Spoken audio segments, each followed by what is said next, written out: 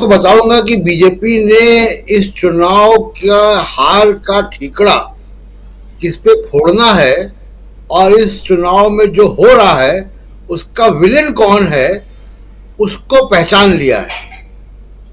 और उसको उसको पहचान लिया है, लेकिन वो उसके खिलाफ कार्रवाई कितना कर पाएंगे ये मुश्किल काम है कहना, क्योंकि वो आरएसएस का से जुड़े हुए व्यक्ति हैं। मैं उनका नाम भी बताऊंगा अभी। एक बात क्योंकि कर्नाटक में हो रही है, तो कर्नाटक में की इलेक्शन की बात में एक बहुत बहादुर लड़की का जिक्र करना चाहता हूं राजीव जी। उसका नाम है तबस्सुम शेख। याद होगी वो तस्वीरें सबको कि जब सैकड़ों पचासों मवाली उसके पीछे भाग रहे थे और वो अकेली लड़की जब वो हिजाब के खिलाफ का दौर चला रही थी वहां पे आरएसएस और बजरंग दल, और उस पूरे कांड में वो लड़की अकेले, और पीछे वो तस्वीरें आपको याद होंगी, उस लड़की ने कर्नाटक के प्री यूनिवर्सिटी बोर्ड में टॉप किया है आर्ट्स में। तबस्सुम शेख ने 600 में उसके 593 नंबर आए हैं। सोचिए उसकी लगन देखिए उस लड़की की कि किस मनस्थिति में उसने पढ़ाई की होगी, और उस मनस्थिति में उसने 593 नंबर लाए 600 में। अब मैं बात करता हूं जी, जो मैं बात कह रहा था कि कौन है वो विलेन जिसको बीजेपी तलाशेगी। वो जी है बीजेपी के ही संगठन जनरल सेक्रेटरी बीएल संतोष। बीएल संतोष राजीव जी चुनाव से पहले बहुत एक्सपेरिमेंट कर रहे थे। येदियुरप्पा से उनकी कभी नहीं बनी, और येदियुरप्पा से ना बनने की वजह जो भी हो, वो एक नया एक्सपेरिमेंट कर रहे थे। कुछ उनकी अपनी जो है महत्वाकांक्षाएं रही होंगी।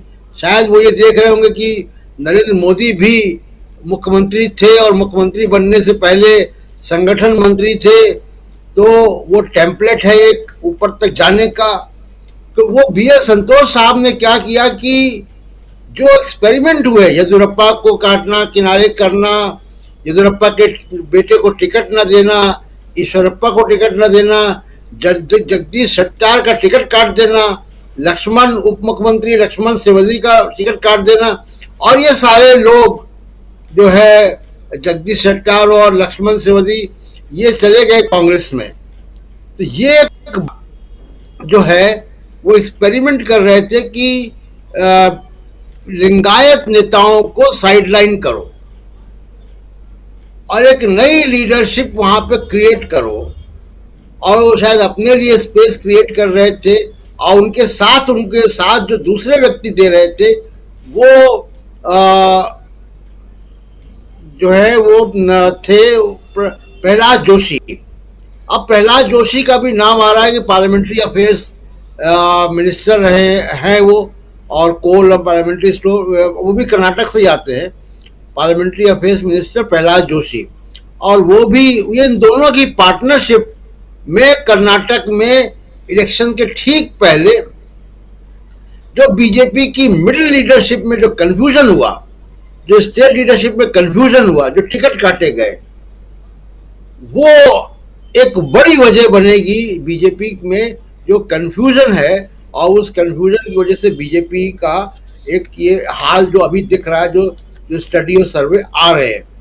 अब देखिए, लेकिन एक बात हकीकत ये भी है राजीव जी, जैसे अमित शाह का बयान आ रहे हैं, मोदी का बड़ा अग्रेसिव होगा, योगी जी भी जाएंगे। योगी जी जब भी जाते रहे हैं तो ऐसा नहीं कि उनको सीटों में तब्दील होता रहा है उनका मामला, वो एक अलग इशू है। लेकिन एक फैक्ट ये भी है कि अकेला फुटहोल्ड है कर्नाटक बीजेपी का दक्षिण भारत में, और शायद कोई मीडिया हाउस ये चर्चा नहीं कर रहा है शुरू से, जो डीवी लाइव पे हम लोग चर्चा कर रहे हैं महीनों से, कि बीजेपी का साउथ में प्रेजेंस नहीं है।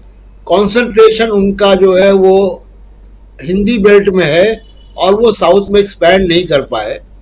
तो अब वो साउथ में एक्सपैंड नहीं कर पाए, तो अगर वो चाहेंगे कि बीजेपी जो मोदी साहब की केरला के रोड शो से कर ले, या कोई थर्ड फोर्थ रैंक के नेताओं को पार्टी में शामिल करा कर ले, तो बड़ा मुश्किल काम लगता है कि ए के एंटनी के बेटे को शामिल करके आप कर्नाटका में बीजेपी का झंडा जो है उठा दे, या मेट्रो मैन को सीएम कैंडिडेट बना के 80 साल से ऊपर की उम्र में, वो ये सब फेल्ड एक्सपेरिमेंट है जो बीजेपी करे, डेस्परेट एक्सपेरिमेंट है।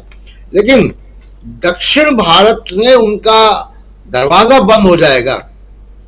कर्नाटक में तो फिर भी उनकी ऑर्गेनाइजेशन है, एक हिस्ट्री रही है, बड़े नेता कर्नाटक से आते रहे हैं, चाहे वो येदुरप्पा हो, येदुरप्पा से पहले भी बड़े नेता वहां से आते रहे हैं।